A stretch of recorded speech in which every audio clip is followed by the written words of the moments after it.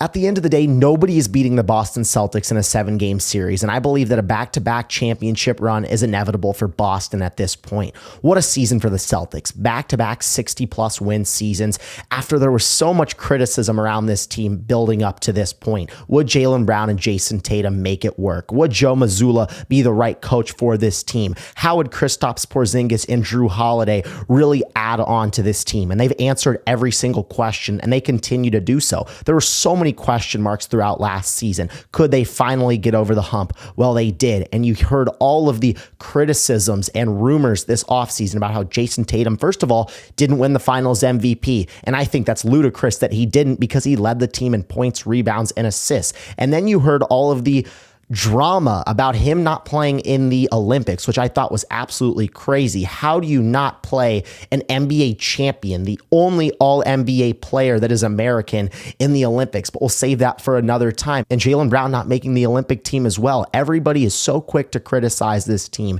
and hate on this team, especially if you're on Twitter.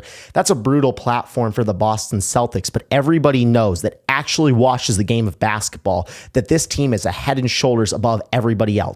This Celtics team is on another level, in my opinion. And you have to give credit where credit is due. The Cleveland Cavaliers have been awesome this season. Kenny Atkinson, in my opinion, is the coach of the year. Donovan Mitchell's played great. Congrats to Evan Mobley on this big-time contract that he got last offseason. He's really been balling as well. They've put it all together offensively, and that was the thing that they were missing the most. And of course, the Oklahoma City Thunder, 2-0 against the Celtics this year. How will they fare against each other in an eventual finals matchup? That's what I believe we're going to see. We're going to see Oklahoma City versus Boston in the finals, and it's going to be peak cinema, in my opinion. But for Boston, they've been tremendous all season long. Nobody wants to give them any flowers, because at the end of the day, we all know what they can do in the regular season. It comes down to the postseason, and that was the buildup for this team last year after losing to Miami in the Eastern Conference Finals. All of the pressure, all of the noise, all of the media outlets ganging up on them. They answered every question in the postseason. That's what they're going to have to do again this year. We haven't seen a back-to-back since the Warriors almost a decade ago.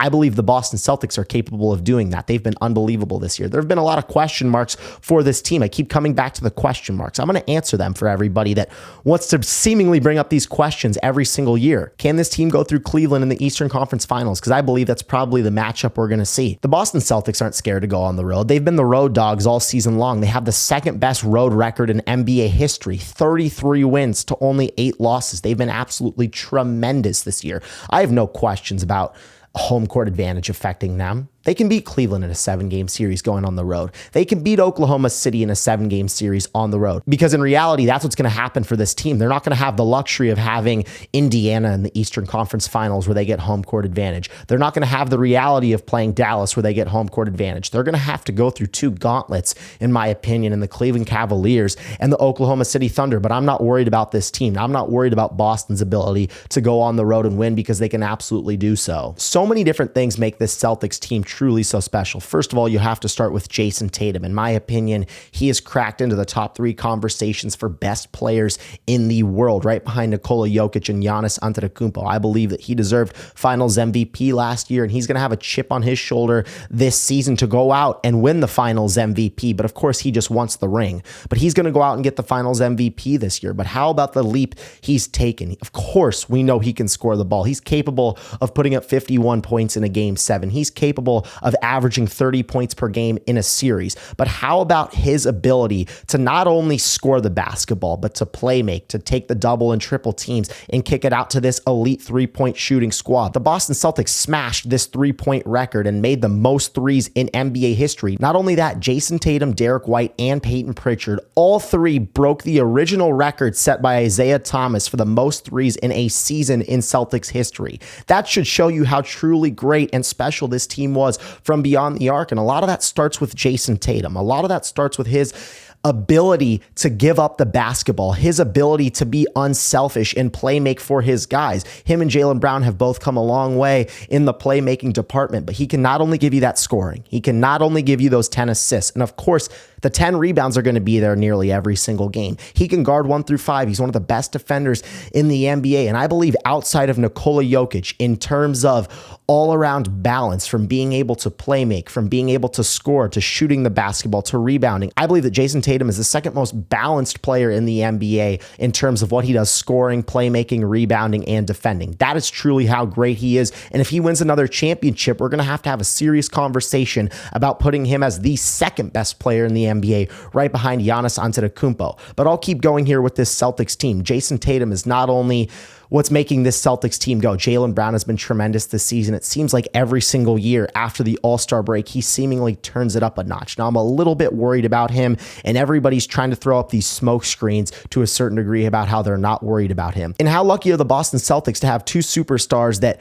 never want to load manage, that never want to sit out games. They want to play against Charlotte. They want to play against the worst squads in the league, and that's where they've almost gotten into a little bit of trouble here with Jaylen Brown's knee injury. He keeps showing up on that injury report, and that's what makes me a little bit nervous. He had a little bit of a hobble kind of at the end of the regular season, but this period of rest is going to be really good for him, and everybody's saying that he's okay. So I'm going to listen to those guys, and I'm going to trust that Jaylen Brown is truly healthy, because they are absolutely going to need him if they want to beat the Oklahoma City Thunder or if they want to beat the Cleveland Cavaliers. But he's been a tremendous player. We all know what he can do. Unfortunately, he's not going to be on the All-NBA list because he did not hit that 65 game requirement, but hey, you have two of the best superstars in the league, in my opinion, probably the best duo in the NBA, but those guys don't put it all together if you don't have your true glue guys like Derek White or like Drew Holiday, the best defensive backcourt in the league. Derek White, like I mentioned, broke that record that Isaiah Thomas set for the most three-pointers in a singular season in Celtics history. And Drew Holiday also,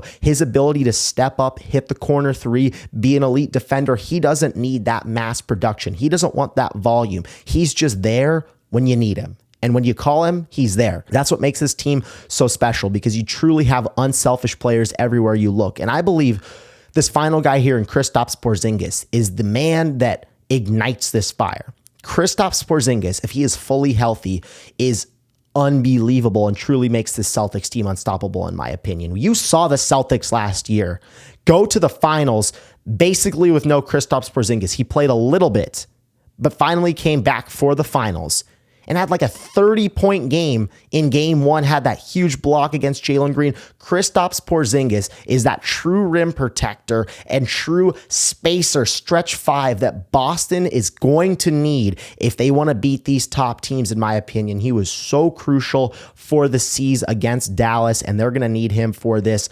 truly tough playoff run that they're about to go on. But Porzingis, if he's healthy, oh my goodness, this Celtics team is so unstoppable. And of course, you have the snipers on the bench: Peyton Pritchard, future sixth man of the year, Sam Hauser, Baylor Shireman, Luke Cornett. You've got some dogs on that bench. And this Celtics team, they really know how to put it all together. And of course, they're strung together by their head coach in Joe Mazzulla. But for Boston, how do they continue to use that motivation from this offseason? How do they continue to put together 16 more wins before putting together a back-to-back? That's what they've got to focus on the most. I'm not worried about Orlando. I'm not worried about an eventual series between them and New York. They swept New York this year, 4-0 against them. And to be quite honest with you, I'm not worried about them playing Cleveland as well. They're 2-2 against them this season, and the 2 wins for Cleveland honestly came in like miraculous ways. No Kristaps Porzingis in the most recent game. Donovan Mitchell and Darius Garland had to combine for like 90 points, and they came back from, I believe it was 25-6 in the first quarter, but just 2 unbelievable performances. But if Donovan Mitchell and Darius Garland average 40 plus points per game, then Boston's going to have a real problem. I'm not expecting that every single game. And the other time they lost to Cleveland, they were on the road, down 3 starters, and they were up, I believe, 9 points or 11 points late in the fourth quarter, and it took a Donovan Mitchell flurry, an avalanche in the fourth quarter in order for Boston to lose that game. And they're only 2-2 against Cleveland this year. I'm not panicking at all. If anything, I'm a little more worried about this eventual Thunder series that we'll see in the finals. They're 0-2 against them this year, but I believe you still have some pretty spacey performances from this team when they faced off against Oklahoma City, partially due to how great this defense is, but just partially due to Boston kind of having an off night in the most recent game. Jaylen Brown fouled out in the fourth quarter with less than 10 points. If Jaylen Brown has less than 10 points against anybody, Boston's most likely going to lose. They need him to step up in a big time way. And in their other loss against Oklahoma City, I believe they had their worst 3-point shooting percentage game of the entire season. That's what it is for Boston. If they can just tweak those two anomalies that happened, no pun intended with the anomaly, if you know, you know. But if they can just tweak those two things, this Boston team is going to be just fine. I trust Jayson Tatum and Jaylen Brown, the best duo in the NBA. I trust Derek White and Kristaps Porzingis and Drew Holiday. I trust the shot making of the Celtics. Now, they'll probably have a game or two where the 3-point percentage isn't there and they lose. And everybody will overreact because that's just what happens when the Celtics lose. The media looks for every little thing that they can get the Celtics for. Oh, they lost. I remember last year when they were 1-1 against Miami. How much pressure do the Celtics have? Jayson Tatum's under the most pressure to win a championship this year. They lose one game to Cleveland. Oh my goodness, the sky is falling. They sweep the Pacers. They lose one game to Dallas. Oh my goodness, here comes Dallas and Luka. Never any credit. Nobody's ever building this team up. So for the Celtics, I'm ready to go all in on them. I've been all in on them all season long. I picked them to win it all last year. I picked them to win it all again this year. Jayson Tatum is my finals MVP. I'm setting the record straight right now. Nobody's beating this team in a 7-game series if they are fully healthy. I'm Caden Kubler, and thank you guys for watching.